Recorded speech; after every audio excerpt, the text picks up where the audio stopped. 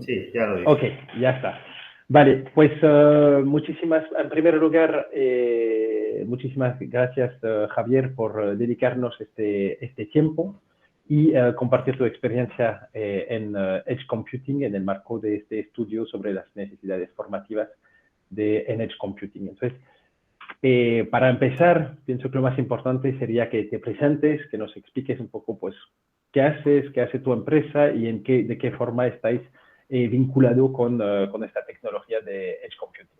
Ok, perfecto. No sé si tengo algunas slides de compañía, no sé si tiene sentido mostrarlas o no.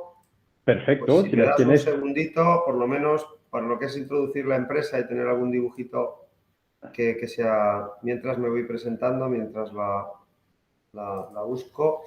Y bueno, pues mi nombre es Javier Martínez Abarca, soy el CEO de Amplia Soluciones. Amplia es una compañía eminentemente, digamos, del ámbito del IT, de las tecnologías de la información, y se enfoca desde su creación, que fue en 2002, se enfoca a todo lo que es el Internet de las cosas, sobre todo a proveer soluciones dentro del ámbito del software y, lógicamente, dentro del ámbito de lo que es la consultoría y el desarrollo de soluciones. Déjame un segundito que te comparta, si te parece bien, la presentación y te enseño un poco, por lo menos para introducir la compañía, que yo creo que Perfecto. puede ser útil. Ya está. Ya la estás viendo, ¿no? Bueno, ahora mismo Ahora ya estaría. Ahora sí, perfecto. Voy a ocultar esto. Como bien decía, es una compañía ya con más de 18 años de historia. Empezamos cuando todavía no existía ni siquiera el concepto de Internet de las cosas, era lo que llamaban machine to machine y cosas así. Y bueno, a lo largo de todos estos años, pues lo que hemos visto como distintas necesidades de mercado o incluso pues ideas de mejora del ámbito, de distintos ámbitos dentro de las ciudades o del ámbito empresarial, pues sugerían la aplicación de este tipo de tecnologías para resolverlas, ¿no? Que son tecnologías digamos, de integración de máquinas, digamos, o de sensores y maquinaria en todo lo que es los procesos de negocio o incluso en sistemas de información para poder, digamos, sacarle todo el valor a ese dato, ¿no? Entonces, hemos adquirido durante todos esos años, hemos visto muchísimos tipos de verticales. Para que te hagas una idea, Claro. por centrar lo que es un vertical sería toda aquella aplicación de esa tecnología a un sector concreto o a una solución concreta, ¿no? Puede ser medida de contadores remotos, como puede ser gestión de máquinas o de máquinas vending, por ejemplo, o podría ser pues cualquier tipo de sensorización de Smart City, ¿no? Entonces, sí. No, ok, perfecto. Perdón. Pues, también a lo largo de ese tiempo, pues lo que hemos hecho ha sido adquirir o expandir lo que es un ecosistema de partners. ¿Por qué? Porque la complejidad de este tipo de proyectos pues es suficientemente grande como para que se necesite de alguna manera la colaboración pues, de los agentes de comunicación, operadores de comunicación, fabricantes de hardware, de sensores, de máquina, pues todo digamos, un ecosistema que apoya a este tipo de proyectos, ¿no?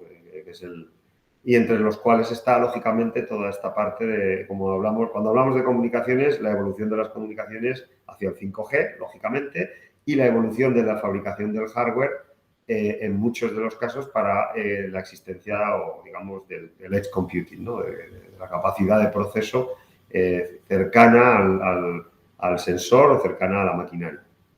Entonces, a grandes rasgos, simplemente como para darle peso, si quieres, a la compañía, empezamos en 2002 y a partir de 2010, pues digamos, nos unimos o nos integramos en proyectos bastante grandes, principalmente con empresas de energía, empresas utilities, también con operadoras, como en este caso Telefónica, pero, digamos, los grandes despliegues que tenemos actualmente están de alguna manera ligados al entorno de las utilities o de la energía eléctrica principalmente, ¿no? En este caso, por darte dos referencias, trabajamos actualmente con el equipo, con la empresa o el grupo Enel, con Endesa en España y en Latinoamérica, y a día de hoy tenemos ya más de 350.000 puntos de medida, digamos, puntos de sensorización para distintos teleservicios. No solo son contadores eléctricos, sino que hay de todo. Hay placas fotovoltaicas, hay puntos de recarga de vehículo eléctrico, que son lo que tú, entiendo, englobáis en lo que es las tecnologías verdes, ¿no? Quiero entender. Una pregunta ahí, Javier. Habéis empezado por utility, por energía, porque realmente fueron los primeros a aplicar el IoT y el Edge Computing en tus estrategias, o por oportunidad porque ha sido el primer cliente. Bueno, se hace una conjunción de ambas cosas, pero es verdad que dentro de los sectores, y ahora cuando te hable de la otra referencia lo vas a ver rápido, son los sectores que más rápido han crecido en la industrialización del IoT. Hay, en toda esta aplicación de tecnologías hay una parte muy grande que se ha dedicado, digamos, de alguna manera a hacer pruebas de concepto o pilotos, ¿no? Que de alguna manera no han pasado los miles, tal vez decenas de miles, pero no más.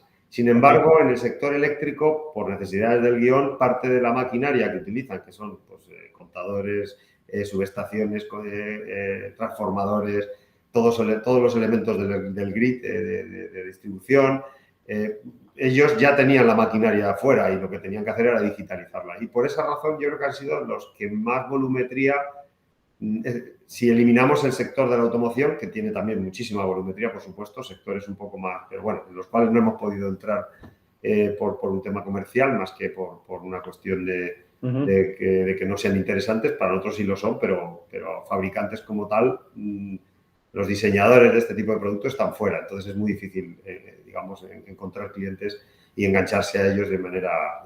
Pero para que te hagas una idea, en el caso del Reino Unido, por ejemplo, estamos a día de hoy gestionando más de 13 millones de equipos en tiempo real y con una de nuestras herramientas, vamos, con lo que es la plataforma OpenGate.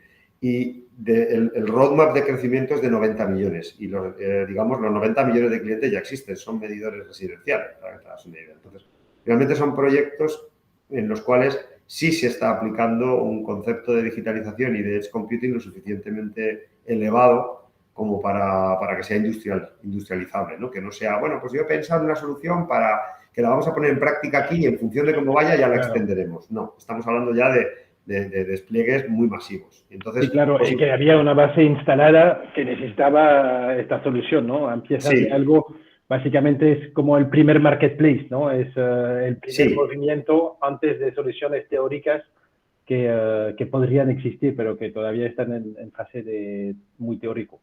Sí, sobre todo no tanto porque técnicamente no sean posibles, que generalmente haciendo un buen piloto, una prueba de concepto técnica, tecnológica, se llega a, digamos, a hacer viable la solución, sino más bien porque los modelos de negocio no son tan sencillos de inventar. Mientras que el modelo de negocio para una eléctrica que ya tiene la maquinaria afuera es reducir al menos sus costes operativos como mínimo y tener un control mucho más exhaustivo de esos assets que tiene distribuidos por ahí.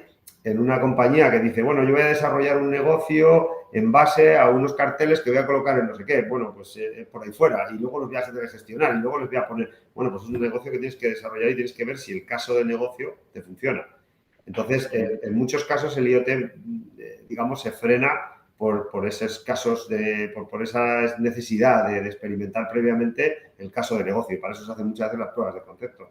De hecho, nosotros solemos hablar más de prueba de concepto de negocio que prueba de concepto tecnológica. ¿Por qué? Porque estamos seguros de que si aceptamos un proyecto y lo llevamos a cabo, el proyecto va a funcionar.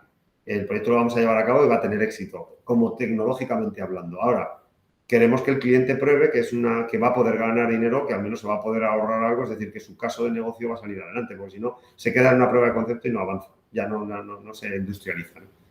Eso es un poco el tema. Pero bueno, hablando de más casos, no solamente estamos en el mundo de las utilities, es verdad que nuestras grandes referencias están allí, pero hemos trabajado en el mundo de la construcción, en grandes obras donde se monitoriza y se sensorizan muchas cosas. Ahí también se utiliza Edge Computing como concepto, pues digamos, luego hablamos un poco de por qué el Edge Computing, pero como un concepto necesario para poder desplegar una solución de sensorización en un campo como puede ser, pues lo que sé, 5.000 metros cuadrados, donde estás haciendo una obra de una petroquímica, ¿no? Donde estás haciendo una parte de la obra de la petroquímica, que puede llegar a tener muchísimos más metros cuadrados, ¿no? Pero bueno, Entonces, en este tipo o en una industria de minería, ¿no? Que también está muy distribuida en el espacio. Entonces, ahí se necesitan aplicar este tipo de conceptos porque no hay... El concepto de centralizarlo todo no da las velocidades que se necesitan en muchos casos para reaccionar, ¿no? Para que algunos eventos tratados rápidamente pues, surjan el efecto que se quiere. En el caso de la construcción es bastante claro, por temas de incidencias y temas de seguridad personal en posibles accidentes y cosas así. Pero bueno, es una cosa así. Y luego hemos visto otros muchos verticales de Smart Cities, de empresas de retail, pues hemos trabajado en muchísimas pruebas de concepto. No todas, estamos también en industria, estamos en compañías como SEAT, trabajando con ellos en algunos, digamos, en algunos escenarios verticales concretos, ¿no? Que apoyan pues algunas, por ejemplo, búsqueda de vehículos en campa, sensorización de los equipos para tracking de los equipos, de los vehículos, ¿no? Con los que se mueven dentro de las campas, sensorización de zonas internas pues, para monitorizar temperaturas o limpiezas o otro tipo de cosas. Bueno, pues un montón de pruebas de concepto que se van lanzando y algunas, pues, como decía, tienen más o menos éxito y otras pues se quedan en qué bonita la prueba de concepto, ahí están. Pero bueno, en realidad, como bien dices tú, son el principio del crecimiento que puede llevar hasta en los siguientes años, pues supongo que irá explotando, ¿no? En muchos de los sectores. Sí. Desde, si quieres, bueno, yo creo que esto tiene poco interés. La propuesta de valor tiene poco. Te voy a llevar a una slide, porque, que es esta, donde sí podríamos hablar un poco ya de lo que sería el concepto de edge computing. Tú dime cuando esto, digamos de alguna manera, esta introducción está ya, porque No, me parece muy interesante. Yo pienso que justo la noción de edge computing no es muy clara para mucha gente. Y entonces, pues, volver a insistir sobre dónde llega y por qué, que es esta slide, pues tiene mucho sentido, sí. Bueno, esto sería, digamos, un pequeño dibujo que trata de representar la cadena de valor del IoT, donde si te fijas a la derecha están los procesos de negocio, es decir, realmente donde lo que se maneja a nivel con los clientes, lo que se maneja dentro del back office de la empresa, y a la izquierda estarían las máquinas que se utilizan para dar ese servicio o prestar, digamos, el valor añadido que tenga la compañía, ¿no? Entonces, lo que ocurre en el IoT es que se despliegan de alguna manera todos estos elementos que están entre medias, ¿no? No en todos los casos, hay máquinas que ya vienen sensorizadas, por lo cual la parte de sensores puede no estar. En muchos de los casos nos encontramos pues que la parte de comunicaciones la tienen resuelta también, o que tienen comunicaciones propias o lo que sea, pero también es un elemento importante. De los elementos que me hablabas principalmente, y ahora si queréis hablamos de la parte de tecnología verde, porque yo la veo menos horizontal, ¿no? Tanto el Edge Computing como el 5G son dos partes de esta, digamos, de lo que es esta cadena de valor. El 5G estaría, lógicamente, en la parte de comunicaciones y el Edge Computing residiría realmente en estos elementos que aquí hemos puesto como gateways. Nosotros aquí, como si te fijas en este simbolito de aquí, lo que viene a decir es que nuestra solución incorpora un agente de Edge Computing, en este caso es open source, que está integrado completamente con la plataforma, que permite de alguna manera gestionar el dato en local, que si al fin y al cabo, ¿para qué sirve el Edge Computing y qué cosas de alguna manera facilita? Pues si vamos a procesar toda la información de cara a los procesos de negocio en una plataforma central, ¿para qué queremos hacer una gestión local del dato o un procesado local del dato? Bastaría con que giráramos el sensor y todos los datos que salieran del sensor los enviáramos a la nube y en la nube dentro de la plataforma IoT pues tendríamos todo el tratamiento de datos. ¿Qué es lo que suele ocurrir? Pues en primer lugar lo que ocurre es que hay muchas decisiones, como te decía, que se tienen que tomar en local por velocidad. Estas comunicaciones no son siempre lo buenas ni lo rápidas que se puede esperar. Incluso con el 5G hay comunicaciones que van a requerir una estabilidad o una robustez que no pueden depender de que tú mandes el dato a un centro de control y que toda la cadena hasta el centro de control esté funcionando y devuelva la información. Sí, me imagino que en una cadena de producción lo mismo, ¿no? Tú tienes que tener una inmediatez de respuesta, que no puedes mandar el dato, procesarlo y recibir la respuesta. Claro, en una cadena de producción, por supuestísimo, pero te vas a encontrar situaciones en las que te vas, por ejemplo, en el tema de la seguridad en las obras, en obras de construcción. Imaginémonos que tenemos dos vehículos, un vehículo pesado y bueno, el otro no es un vehículo, el otro es una persona que tiene su sensor puesto. Imaginémonos que en algún momento dado entra en una zona de confluencia donde hay un cierto riesgo de colisión, es decir, de atropello más que de colisión. Si tú esos datos los envías a un centro de control y en ese centro de control se procesa, se detecta esa situación y se mandan unas alarmas, tienes un proceso tan largo que aparte de que puede ser lento, tiene un problema añadido, que es que vas a tener, si tienes alguna caída de alguno de los elementos, puede ser que no puedas contestar a los elementos y no puedas levantar la alarma, con lo cual el accidente tendría lugar. ¿Qué es lo que ocurre en esos casos? Que todo el procesamiento se hace en local de esa alarma, aunque luego se notifique hacia arriba y se diga, oye, aquí ha habido esta situación. Bien, el centro de control siempre va a estar informado de esto. Pero lo que es la alarma hacia, digamos, ambos elementos, tanto la persona como la máquina, va a salir inmediatamente. Va a ser una detección inmediata y va a ser cosa de milisegundos, si no menos. Javier,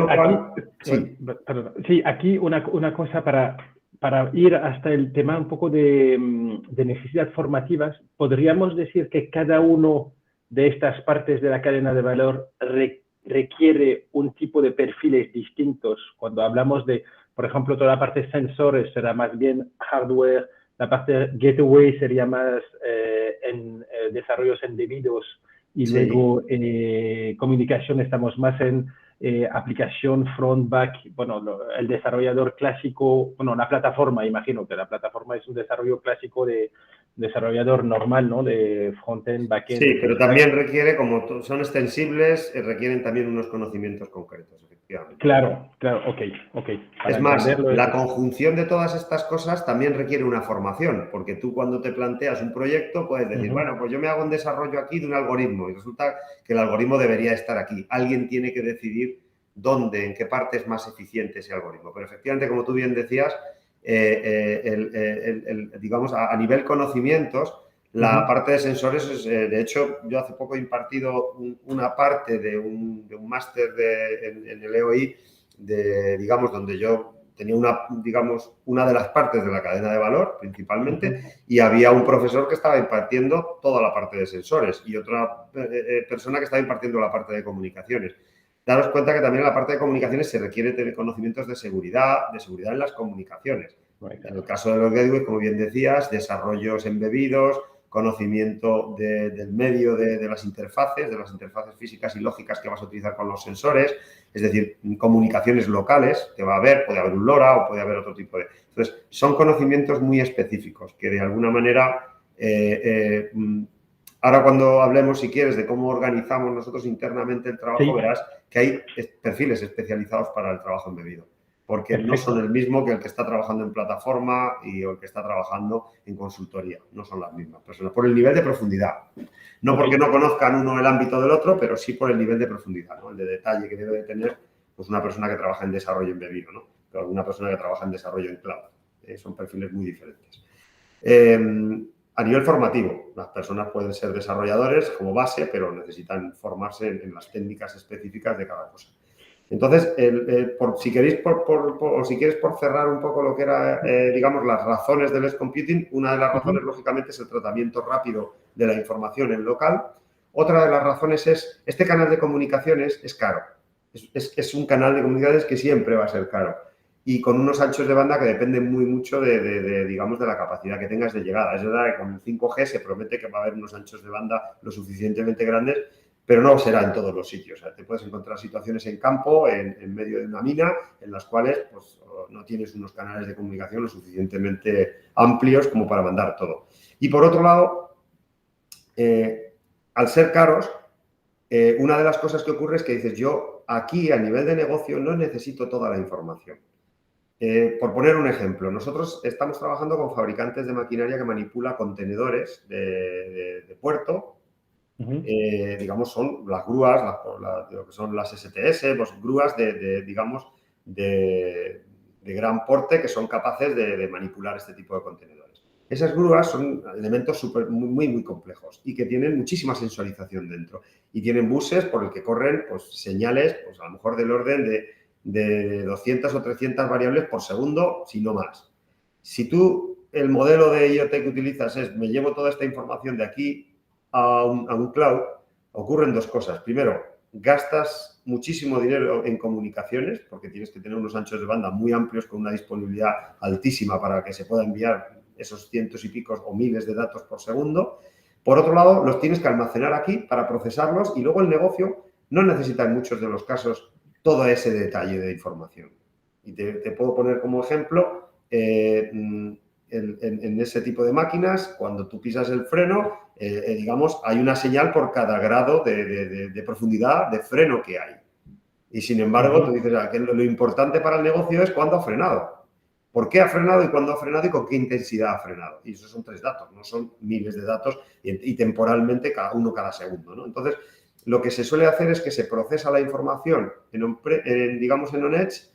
Ahí se sacan las alarmas que se necesitan. Oye, esto está pulsando muy rápido. Pues automáticamente él saca una alarma de, oye, pero es un evento frente a tener que enviarlo todo para procesarlo aquí en la nube, ¿no? Y de alguna manera se reduce y se optimiza muchísimo y se hace viable el caso de negocio haciendo Edge Computing. Eso es otro de los, digamos, de las motivaciones de tener un Edge Computing, ¿no? Y luego, lógicamente, está el tema de alguna manera de la operación. Hay operaciones que tienen que ser gestionadas o controladas desde un punto de vista local, porque se puede perder la comunicación con el centro de control y el sistema es autónomo, completamente autónomo. Pensemos en una una planta de tratamiento de agua o de generación hidroeléctrica, por ejemplo, podría ser cualquiera de ellas. Imaginémonos que por la razón que sea, pues tiene un temporizador por el cual tiene que abrir una compuerta pues a ciertas horas o cuando se produzca una condición. Imaginémonos que esa condición subiera al centro de control y el centro de control le diera la orden. ¿Qué pasaría si se rompen las comunicaciones? Que esto no se produciría nunca. Entonces, en el momento que este sistema se quede aislado, ya no es autónomo. Dependería de que alguien le diera la orden de abrir la puerta. Entonces, todo ese tipo de cosas se hacen en OnEdge. No en un solo gateway, sino en distintos elementos inteligentes que hay dentro, pero al fin y al cabo eso es Edge Computing. Porque se está haciendo la computación del sistema en local. Vale, perfecto. Me parece clarísimo. Esto sería un poco esa introducción que comentábamos, ¿no? Del tema este, ¿no? No sé si no, me parece muy claro, me parece el interés del Edge, me parece que ya hemos cubierto un poco el tipo de perfil. Y yo pienso que ahora, pues, donde tendríamos que entrar un poco más es en la parte perfiles, lo que me decías que cómo estructuráis el trabajo. Cada proyecto se estructura de una cierta forma y dentro de esta cierta forma entran distintos roles y perfiles y ver un poco, pues, desde tu experiencia, como si tendrías que dar un consejo a la Comunidad de Madrid de decir, hey, yo pienso que ahí habría que formar y capacitar gente, pues sí. Sería más bien en este ámbito y también y matizar un poco y decir, pues mira, para una persona, para que trabaje en seguridad vinculada con el Edge Computing, pues esta persona no necesita más que un FP, ¿no? Necesita una ingeniería en informática mínimo para poder valorar un poco cuáles son los prerequisitos, no sé si me hago entender, antes de poder formar, porque para ver qué tipo de capacidades, qué tipo de cursos serían necesarios o útiles. Vale, ok. Por empezar con el tamaño de nuestra empresa, es de unas 40 personas contratadas, de ellas de staff y consultoría pueden suponer unas 6 personas, no más, y el resto son todo perfiles técnicos, que van de lo que llamaríamos las capas de consultoría, gente que tiene conocimientos para diseñar a alto nivel una solución, para proponer, hacer la propuesta de valor, identificar, digamos, todos los elementos críticos en una solución y ponerlos digamos, de alguna manera en valor en la solución que se propone. Y la segunda capa sería lo que llamaríamos responsables de proyecto, son jefes de proyecto, que son los que son capaces de llevar a cabo, de alguna manera, este tipo de proyectos con solvencia, que saben de tecnología, saben de las técnicas de implementación, aunque no sean expertos en todas ellas, pero de alguna manera sí que tienen el conocimiento para hacer la gestión del equipo y la gestión de lo que son las expectativas del cliente y un poco lo que es el proyecto, ¿no? Por otro lado, si ya bajamos un poco más, aquí se divide bastante. Aquí ya hay, digamos, unos equipos de desarrollo. En los equipos de desarrollo se divide muy claramente lo que son los perfiles de desarrollador de lo que llamamos core, es decir, de desarrollador de cloud, de desarrollador de aplicativo, a lo que son desarrolladores de embebidos. Y efectivamente los perfiles a nivel tecnológico son distintos. Tienen que de alguna manera aprender técnicas completamente distintas o muy... Aunque sean con los mismos, incluso a veces con los mismos lenguajes de desarrollo, la forma de aplicarlo es muy diferente, tanto en un sistema embebido como otro. Y luego habría una capa más o menos, digamos, que son lo que llamamos los DevOps o ingenieros de sistemas desarrolladores, que al fin y al cabo lo que se encargan sobre todo es de la parte de despliegue del software, de la parte un poco de pruebas, de QA, de Quality Assurance, es decir, de todo lo que es llevar a la práctica. Entonces, dado el perfil de desarrollador y, digamos, de sistemas, por decirlo así un poco rápido, dentro del desarrollo se requieren conocimientos claros y diferenciados de lo que es un desarrollador de equipos en Edge Computing. Y sobre todo por la complejidad que hay. Y ahora entramos, si quieres, en ese detalle. Y por otro lado, a nivel de sistemas también, al menos tienen que tener conocimiento de qué tipo de tecnología van a enfrentar. Por ejemplo, no es lo mismo automatizar unas pruebas que están en la nube con un software que puede lanzar pues, N veces, digamos, una serie de casos de prueba, que automatizar unas pruebas donde hay un dispositivo físico, porque cuando vas a hacer esas pruebas necesitas a la fuerza conocer las interfaces del equipo, ver si tienes que tocar algún botón físico en medio de una prueba, es decir, automatizar esas pruebas requiere un conocimiento especial para la gente incluso de sistemas, no solo para el desarrollador. Pero aquí no te falta también una capa que sería más bien la parte hardware o... En nuestro caso nosotros no la tenemos porque la cubrimos con partners. Nosotros en el hardware lo que hacemos es, date cuenta que el gran, digamos, el gran reto de todo este tema de la tecnología Edge Computing es la gran diversidad de maquinaria que hay. Y además de dispositivos que hay. Pues hay dispositivos industriales con capacidad de proceso. Todo el mundo cuando piensa en Edge Computing está pensando en un PC empotrado ahí y tal, casi como un PC como el de casa, pero empotrado, ¿no? Industrial. Eso también hay, por supuesto, y bastante. Pero hay equipos que pueden tener este porte, este tamaño, por 100 euros, que tienen un Linux dentro y tienen capacidad de proceso. Eso es también Edge Computing. Entonces, estos equipos no se eligen por el hecho de que te guste más uno u otro, se eligen por precio, por supuesto, por capacidades de interfaz con los elementos con los que se va a conectar, por tamaño o encapsulado que tienen y entonces cuando se deciden estos equipos es cuando te das cuenta que existen una diversidad muy amplia, muy grande. Y esa diversidad es la que te hace que no puedas decidir, pues esto lo voy a hacer siempre, pues por ejemplo, yo voy a desarrollar con tecnología Java, vamos a suponer algo. Bueno, pues la mayoría de los equipos pequeñitos no tienen tecnología Java, no la soportan, no puedes ponerla. Entonces, no puedes poner una serie de tecnologías de desarrollo porque simplemente la huella del equipo tiene tan poca memoria y tan poco disco duro, porque son tan pequeñitos, para consumir muy poquito y tener, digamos, una huella muy baja para poder ser alimentados por batería, que realmente tienes que programar específicamente para eso.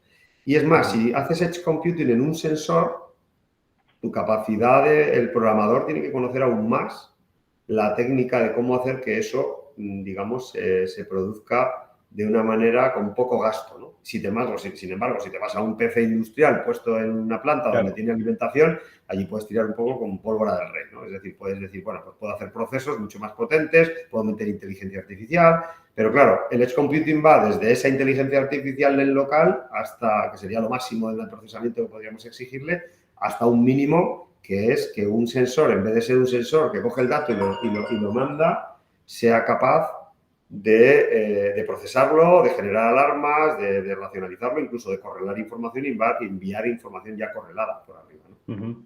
Ahí, pero entonces tú dices, lo que te estás diciendo es que tu DevOps, ¿no? Que mira un poco bueno, por lo menos tu jefe de proyecto y tu DevOps tienen que entender bueno, van a ver el proyecto y van a decir, bueno, para este proyecto yo voy a utilizar este tipo de hardware y esto lo van a subcontratar, ¿no? Y no entrar en el diseño del hardware porque hay tanta oferta de hardware que van a encontrar lo que más o menos están buscando. Sí, con matices. Hay mucha oferta de hardware. En un mundo perfecto, vamos. Claro, pero efectivamente. Y lo que ocurre es que cuando yo te hablaba de ese ecosistema de partners, en ese ecosistema de partners puedes encontrar que nosotros tenemos partners que son distribuidores de hardware, ellos no manipulan el hardware, simplemente te lo venden, el hardware de mercado. Ahí te encuentras un gran, digamos, portfolio de lo que son dispositivos de edge computing, es decir, lo que llamamos gateways, capacidad de proceso dentro de. Pero, ¿qué es lo que ocurre? Que hay muchos escenarios donde se necesita manipular ese hardware. ¿Por qué? Porque o bien ese hardware no tiene las interfaces que se desean, claro, o bien porque en un momento determinado es demasiado caro un hardware generalista cuando vas a desplegar 100.000 o vas a desplegar 1.000.000 de equipos. Si te haces ese tipo de cuentas, te das cuenta que quitarle 5 euros a un equipo, imagínate que es un equipo que vale 200 euros y le quitas 5. Bueno, pues imaginaros la diferencia en precio que puede haber cuando vas a desplegar 1.000.000, pues 5 millones de euros que vas a ahorrar en el coste. ¿Cómo haces eso? Pues nosotros en ese ecosistema de partners tenemos partners que simplemente son distribuidores, como te decía, venden hardware, no hacen otra cosa, lo venden al por mayor, y esos son los que asociamos en un proyecto determinado cuando el hardware que se va a vender es un hardware que no se va a modificar. Y en otro caso tenemos una serie de partners que son fabricantes de hardware, es decir, que son capaces o fabrican ellos el equipo o son capaces de manipular el equipo y reducirlo, simplificarlo, cambiarle ciertas cosas, incluso el firmware del propio equipo, ¿no? Y esa siguiente capacidad es un poco más orientada, como te decía, a cubrir el ciclo de industrialización. No tanto, a veces es el de prototipado, porque se necesita a lo mejor hacer un prototipo, eso es muy caro, generalmente hacer un prototipo para una prueba de concepto, que vas a poner 10, pues es muy caro. Te tienes que pagar unos dinerales por tener ese hardware. Sin embargo, cuando vas a utilizar ese prototipado ya con cientos de miles o con decenas de miles de equipos, se pueden conseguir precios. Yo te voy a poner un caso muy, muy concreto. Hace unos 6 meses estábamos en conversaciones con una compañía francesa que está haciendo, que lo que hace es manipular, o sea, manipular no, es logística de cierto tipo de maquinaria, creo que eran motos en este caso, y las lleva en una cosa que llaman cradle, que es una especie de jaula que evita que se dañe durante el transporte lo que vayas a llevar, en este caso esas motos.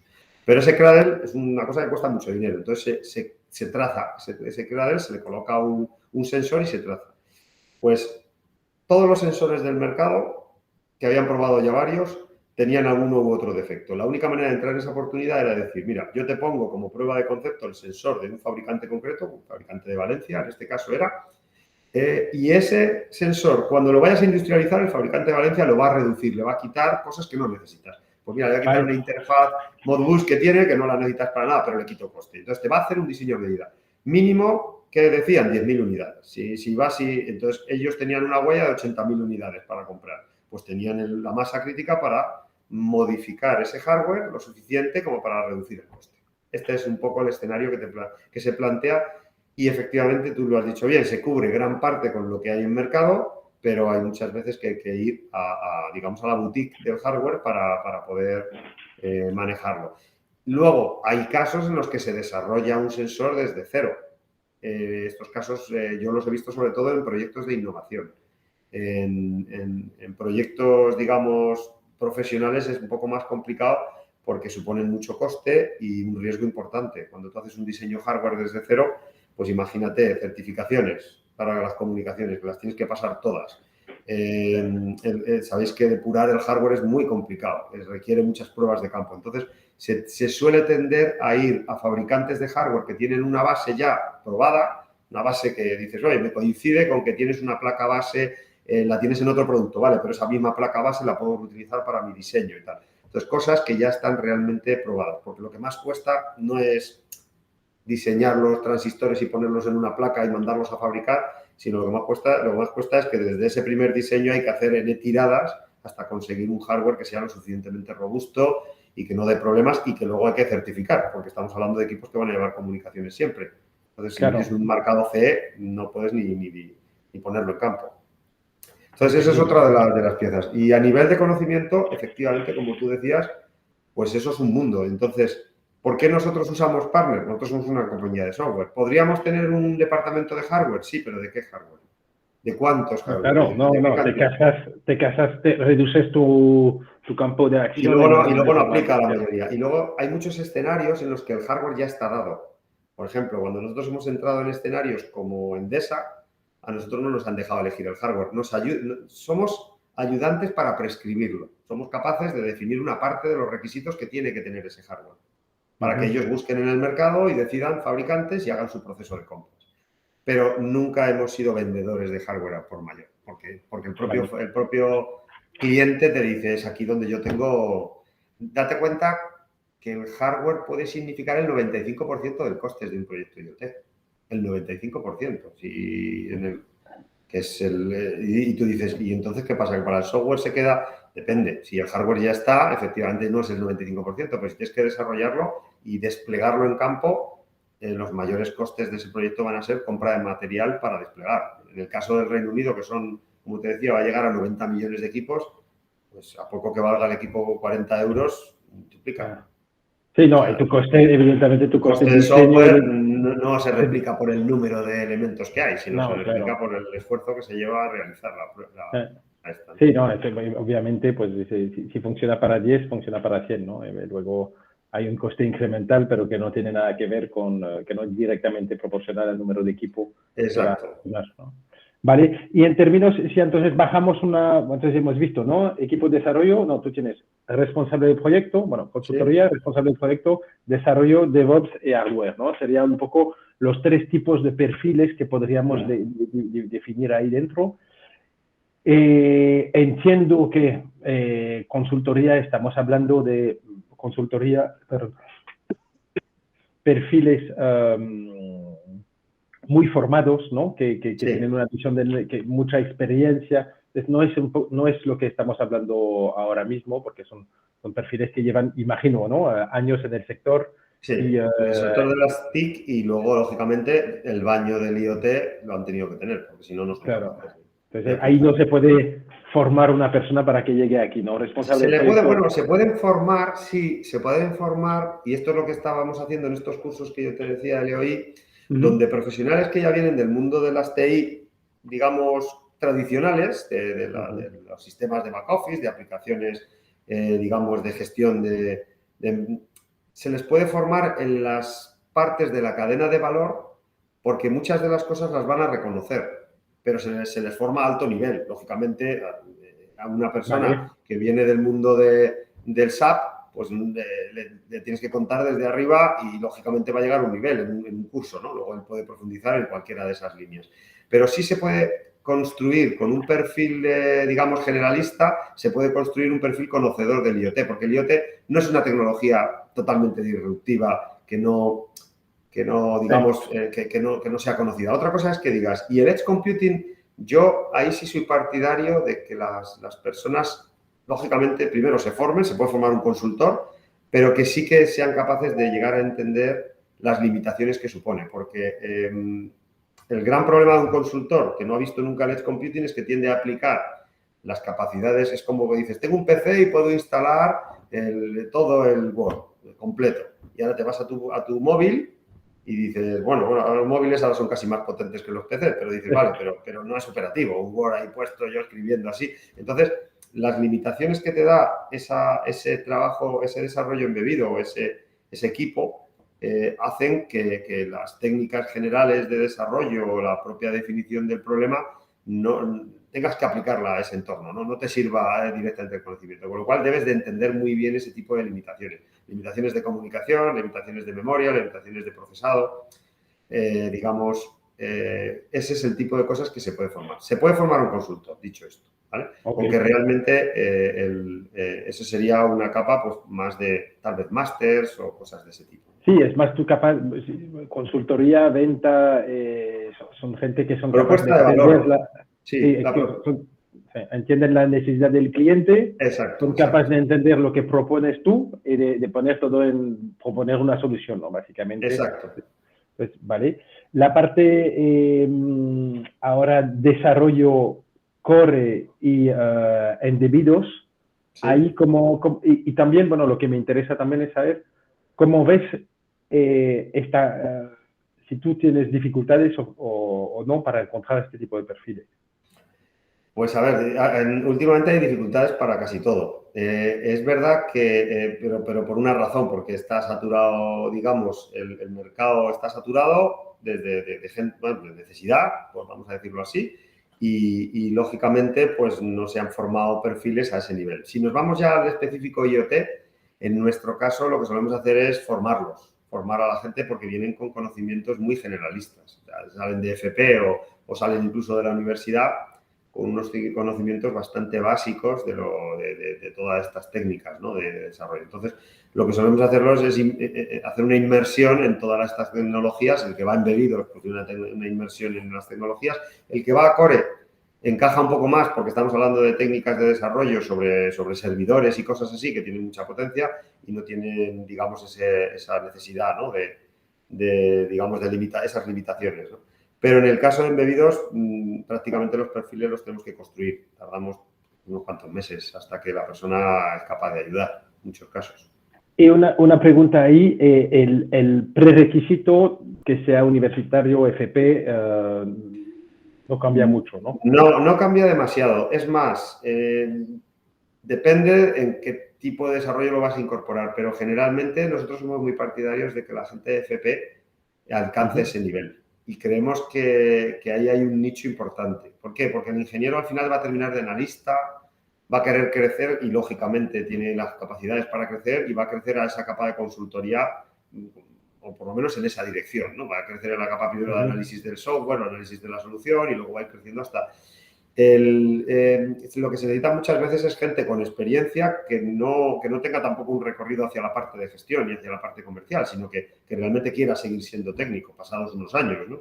Entonces, en FP yo creo que hay conocimientos suficientes y nosotros tenemos no sé si la gran suerte, pero tenemos un equipo mixto. Tenemos un equipo de gente de FP y gente de universitarios que han entrado como becas inicialmente y cuando han estado formados pues se les ha incorporado a la empresa. Pero entonces, no es un requisito que tenga que ser universitario para este desarrollo.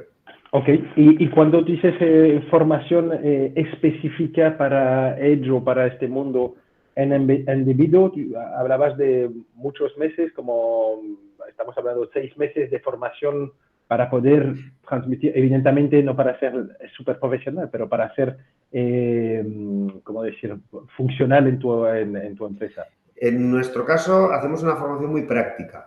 Es muy inmersiva. Es directamente ponemos retos, les enseñamos las herramientas básicas y a partir de ahí les vamos poniendo retos reales. Con un dispositivo real tienen que desarrollar cosas y demás.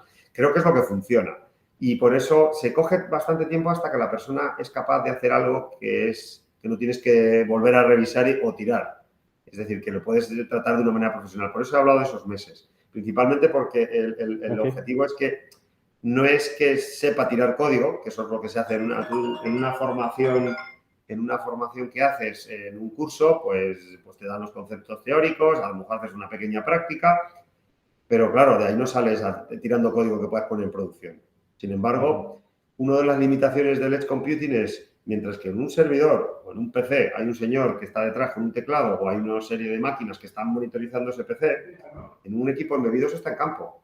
Además, cuesta ir al equipo. O sea, es decir, que te cuesta dinero mandar un técnico a cambiarle el software. Entonces, el software tiene que pasar unas pruebas de 24/7 muy robustas. Y para que una persona tenga el nivel de desarrollar algo, es verdad que la parte de pruebas puede cubrir eso, pero si la parte de pruebas se encuentra con un software con muchos problemas, con muchos bugs, pues no es el objetivo. El objetivo es que ya de desarrollos salga muy trabajada esa parte. Entonces, lo que cuesta no es tanto la técnica para programar, que eso se puede conseguir en poco. Y es que me está entrando, perdona que me está entrando un mensaje, igual tenemos que parar un momentito porque me están diciendo que es urgente, pero igual me tienes que dar un segundito, Maximiliano. Déjame un segundo que haga una llamada. Es que me están diciendo que es una cosa urgente y tengo que atender. Aquí. ¿Me oyes? Sí, ¿Hola? de repente, espera que voy a cambiar de esto porque se me... Perdona. Mira, te estaba diciendo que es que me ha entrado un mensaje que dicen que de manera urgente tengo que hacer una cosa. Entonces, que es de la gente de financiero. Si me das un minuto, me pongo en mute y Perfecto. no sé si quieres dejar de grabar y lo... En todo. Vale, perfecto. Es que me han llamado 2 veces y Ya. me han mandado un mensaje. Entendido. Un segundo, gracias.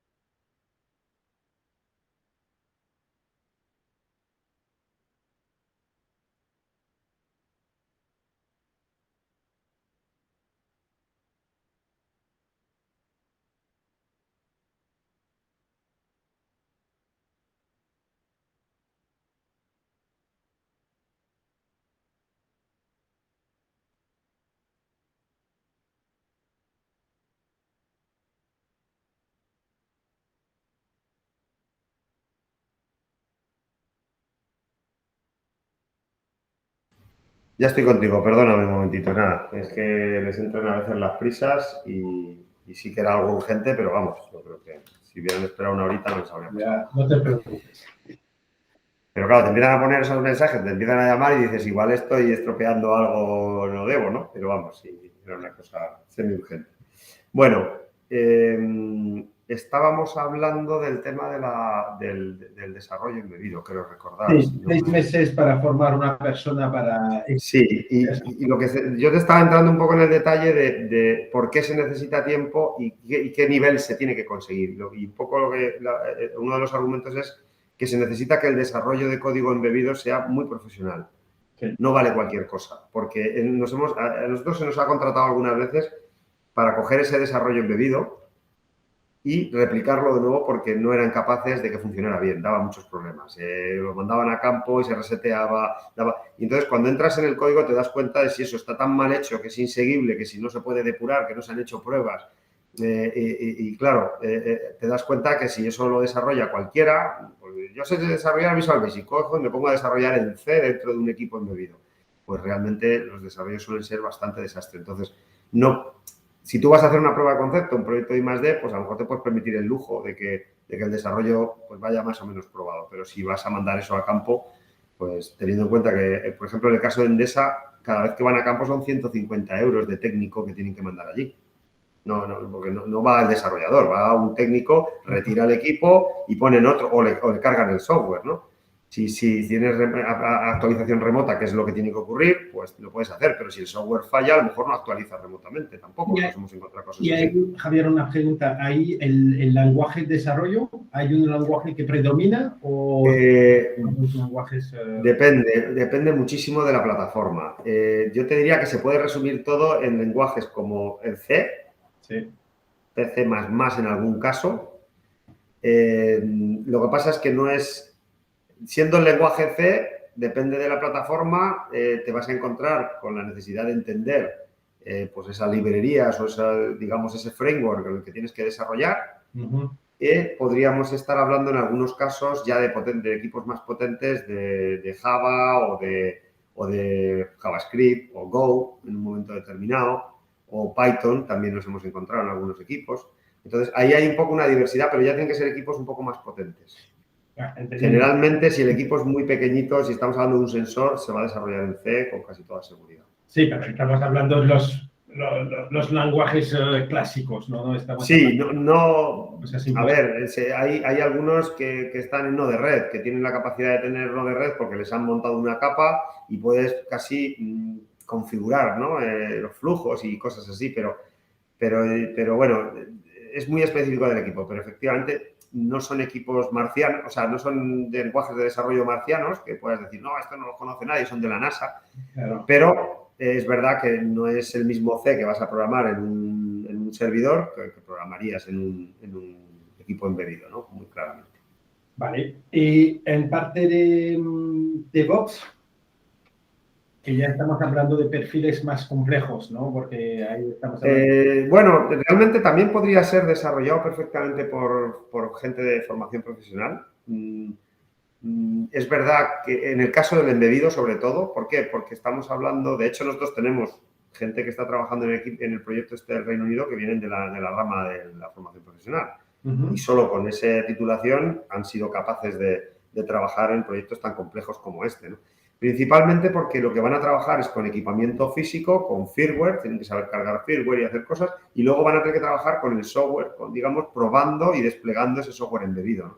Entonces, eso no son técnicas tampoco muy extrañas, ¿no? Son técnicas muy específicas, pero no son extrañas, no estamos hablando... Se tiende mucho a que las cosas sean, digamos, lo más estandarizables posible, ¿no? De hecho, nosotros en el proyecto que estamos haciendo ahora para un fabricante industrial de generadores eólicos, en ese proyecto estamos trabajando y estamos automatizando las pruebas contra equipos de verdad. Se han hecho simuladores, se han hecho cosas, ¿no? Que eso también está dentro de lo que es el ámbito del desarrollo para no tener que tener siempre la máquina. Pues imaginaos lo que es tener un aerogenerador como para probar, ¿no? O sea, no es fácil, no puedes tenerlo en tu casa. Entonces, como son cosas difíciles, se generan también emuladores y desarrollos un poco, digamos, que permiten simular el comportamiento de la máquina o por lo menos el de la interfaz con la que vas a interactuar. Pero en ese caso, en esos desarrollos de automatización también hay gente de formación profesional que hace eso. Entonces, la formación no es extraña, no es rara, pero es más bien una formación del ámbito digamos, de sistemas, de pruebas, y luego ese conocimiento de la parte embebida, ¿no? Ese conocimiento de cómo se carga un firmware en un equipo. Depende del equipo, tiene una fórmula u otra. ¿Tú dirías que también estamos hablando de una formación de 6 meses o estás hablando, ya como estás en la parte de sistemas, pues tardas un poco más a entender y a poner...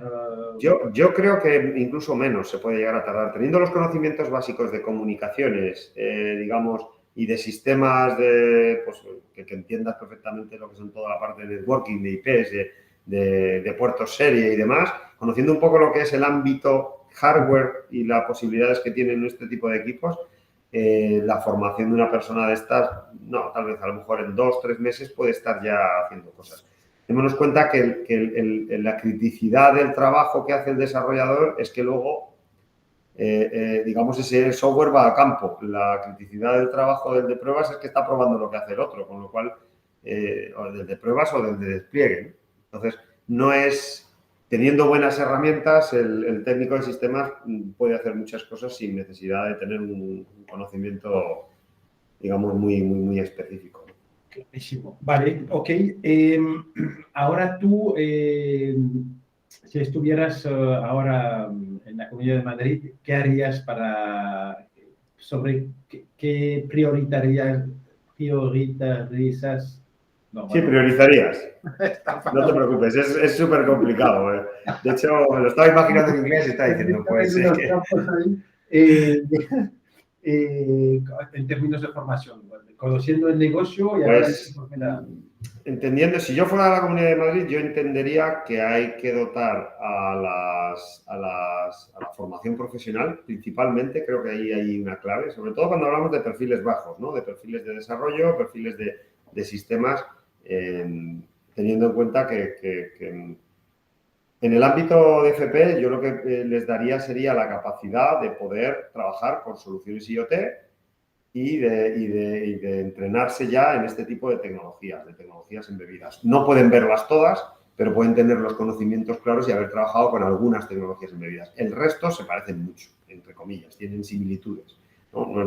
Tú coges una Raspberry o te coges un PC industrial y aunque tengan muchas diferencias, tienes muy claramente el tema de las interfaces, el tema de la computación, el tema de la alimentación, puertos serie, todo ese tipo de cosas las vas a tener ahí y luego los buses industriales con los que te vas a integrar, ¿no? En ese lado. Entonces, yo creo que eso creo que es una cosa, es un debe importante y intentaría que ese tipo de formación fuera muy práctica, porque creo que donde realmente se aprende es haciendo, no sé si haciendo prácticas en empresa, que también, nosotros hacemos muchas prácticas en FP, con gente de FP, pues sobre todo para ver tipo de gente y intentar seleccionar a los que nos encajan y de alguna manera y a los otros pues formarlos, por lo menos que salgan con una formación, ¿no?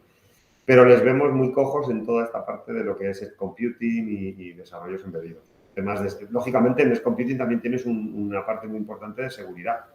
claro.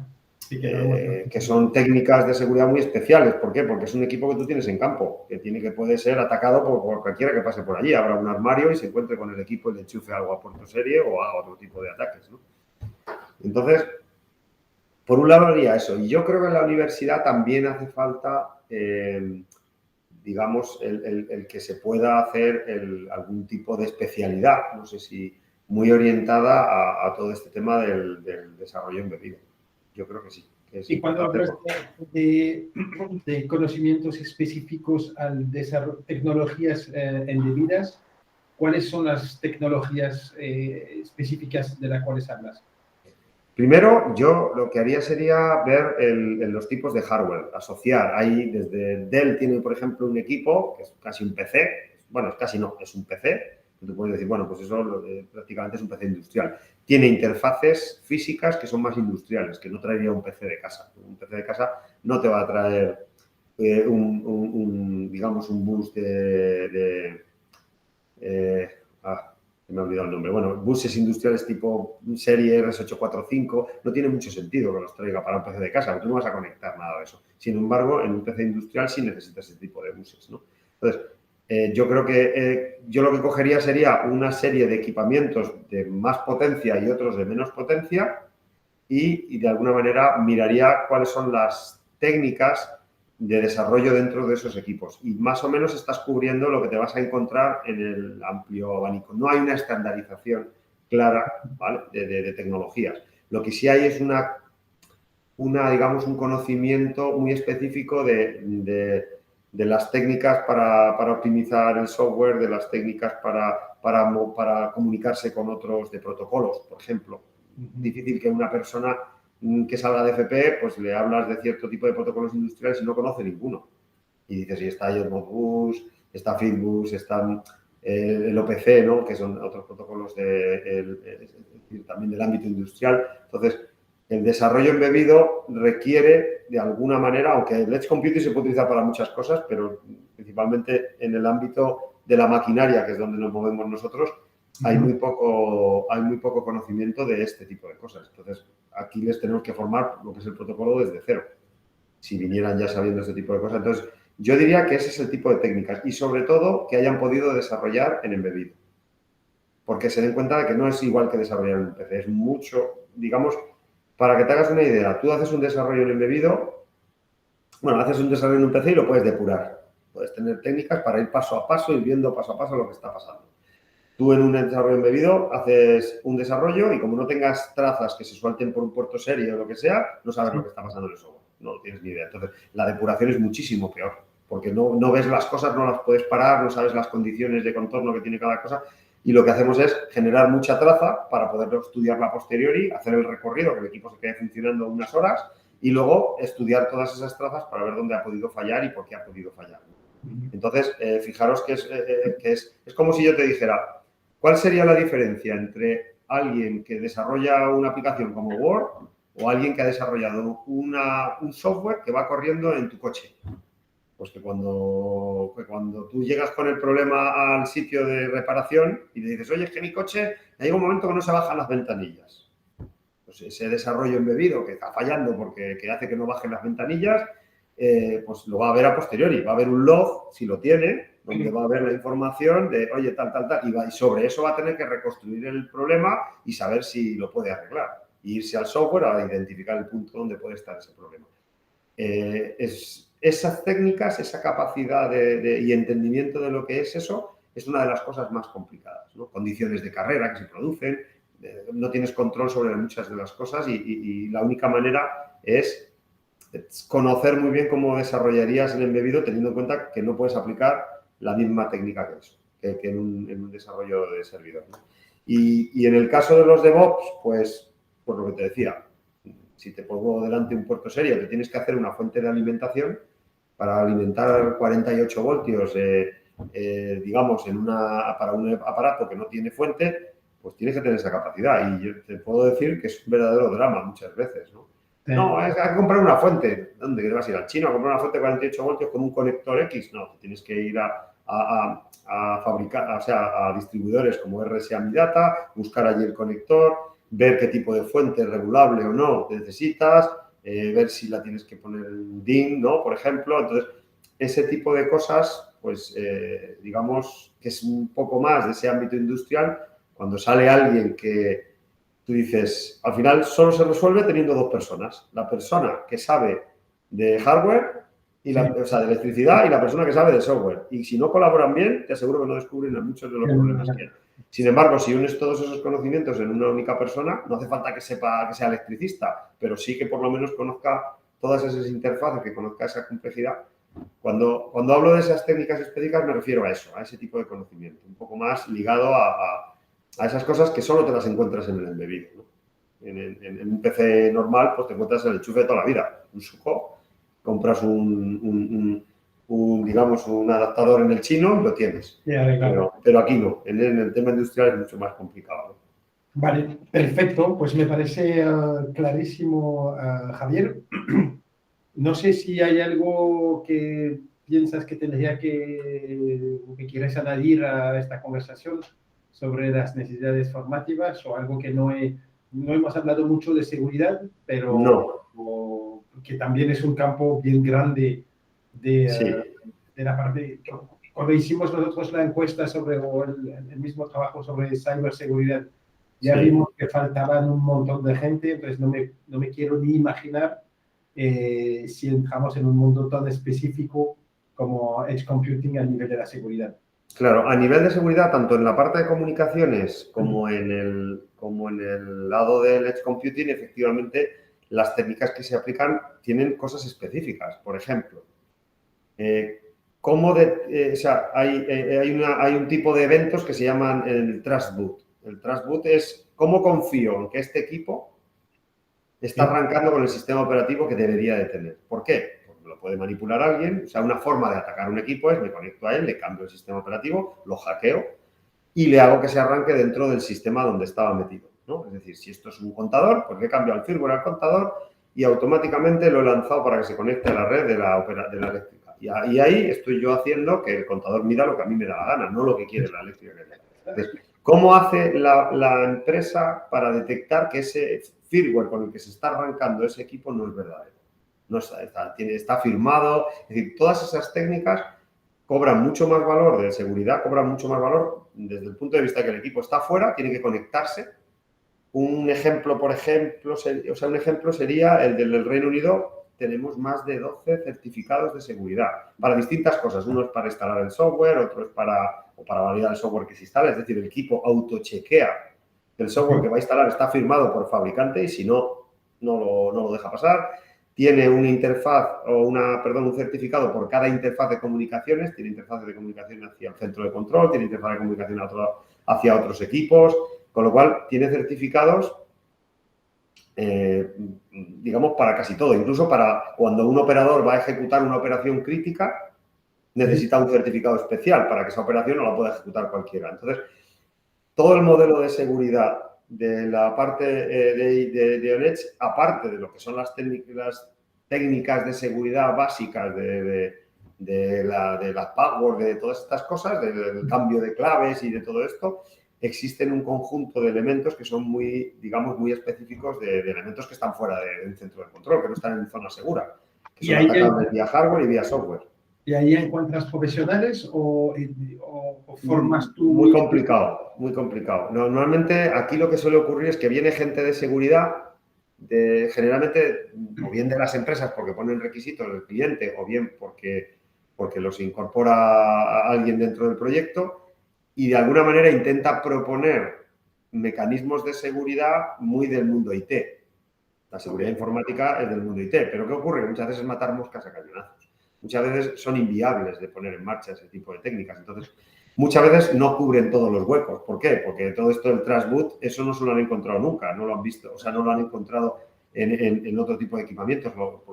Lo hacen directamente en un equipo embebido, es imprescindible. En otros equipos, pues dices, bueno, pues las posibilidades de que un tío entre y me cambie el sistema operativo en un sistema con claves cerrado, pues son prácticamente cero. Sin embargo, un equipo que está fuera de campo, que yo no tengo una cámara vigilándolo, físicamente el acceso al equipo puede ser cosa de un destornillador, abrir un armario y encontrarme ahí un medidor. Vamos, no tienes más que ir al cuarto de contadores que puedes encontrar en cualquier sitio de viviendas y ahí tienes todos los contadores de todos los vecinos.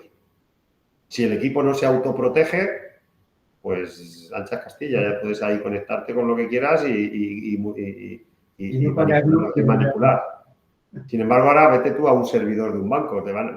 Para llegar allí físicamente o lógicamente, pues puede ser que, vamos, puede ser no vas a llegar, claramente, si no tienes las credenciales adecuadas, ¿no? Tienes una seguridad física que no tienes en el ámbito. Entonces, yo creo que ese tipo de cosas son las que de alguna manera habría que poner un poquito más de energía, ¿no?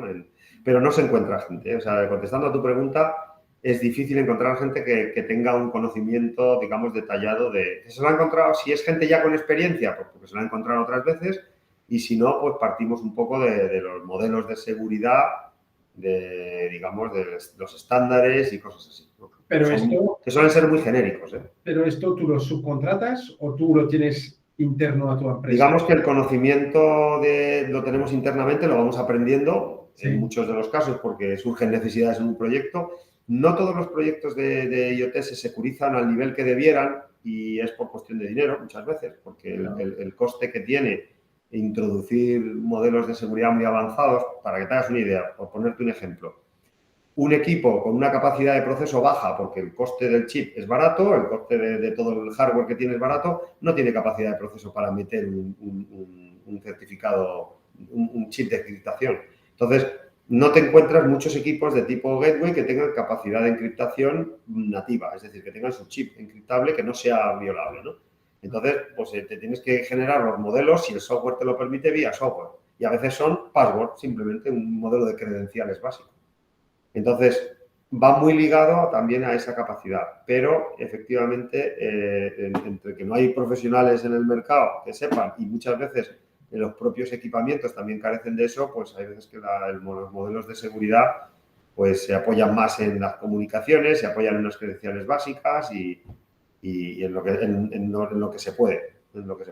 Vale, entendido. Pero vamos, no existe, yo quiero entender esto dentro del marco es un mundo que está explotando a día de hoy, que tiene que madurar mucho y que de alguna manera tiene que comoditizarse el tema de un nivel mínimo de seguridad en todo este tipo de sistemas. Sí, entonces, si puedo decir eso, todavía la demanda de este tipo de perfiles no es suficiente, ¿no? O sea, encuentra soluciones entre dos, ¿no? Si lo puedo decir así. Te lo voy a decir desde el punto de vista más comercial. Nosotros, cuando presentamos un proyecto, proponemos un modelo de seguridad. Y es generalmente el cliente el que reduce ese modelo de seguridad para reducir el coste. Con lo cual, lo que venga hacia abajo, las exigencias que no podemos tener hacia personas que tengan unos conocimientos de seguridad muy amplias, pues evidentemente se reducen, porque si el cliente no las va a pagar, pues no tiene sentido, ¿no? No tiene mucho sentido. Estoy hablando específicamente de la parte embebida, lo cual no quiere decir, para que te hagas una idea, como te decía antes, el modelo de seguridad que se aplica en el proyecto del Reino Unido, que además es un proyecto crítico donde son medidores y tú podrías parar el país perfectamente si te conectas a todos los contadores y les mandas la orden de desconectar. O sea, podrías hacer verdadera burrada. Entonces, el modelo de seguridad ahí, yo diría que es incluso por encima de la media.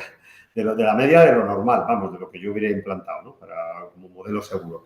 Pero bueno, ellos han decidido implantar ese modelo hiper securizado por todos lados, pues fenomenal. Sin embargo, luego hay otros modelos donde lanzan los sensores y podrías a lo mejor acceder desde Internet y verlos perfectamente, sin ningún tipo de problema. Entonces, si hablamos de seguridad, hablamos en términos de formación, hablamos más de un módulo dentro de un módulo global, de un módulo más pequeño, generalista de seguridad.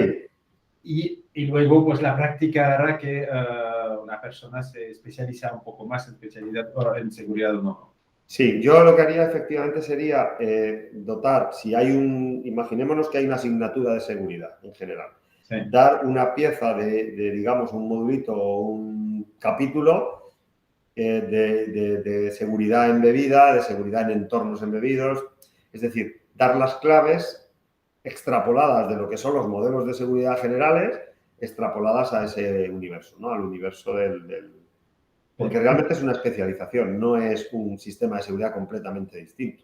Es simplemente pues una especialización más para aquellos equipos que deben de cumplir aquellos equipos que van a estar en requisitos, vamos, se traduce en una serie de requisitos adicionales, ¿no? Pues yo lo daría de esa manera, efectivamente. No creo que haga falta una asignatura entera para eso. No le vería el valor tampoco una asignatura entera ahora mismo. Perfecto, pues estoy revisando la lista de preguntas. Yo no tengo más preguntas. Te agradezco muchísimo tu tiempo. Yo te quiero hacer una pregunta porque en todas he visto lo de la tecnología verde. No sé muy bien por qué se pone al mismo nivel del edge computing. No sé si yo me estoy perdiendo algo. O por tecnología verde estamos hablando de tecnología que va orientada a la generación de energía o solares, renovables, cosas de esas. ¿O de qué estamos hablando aquí con tecnología verde? Ahora, voy a quitar el recording, ¿vale? Sí, ¿vale? Me cuentas. Estamos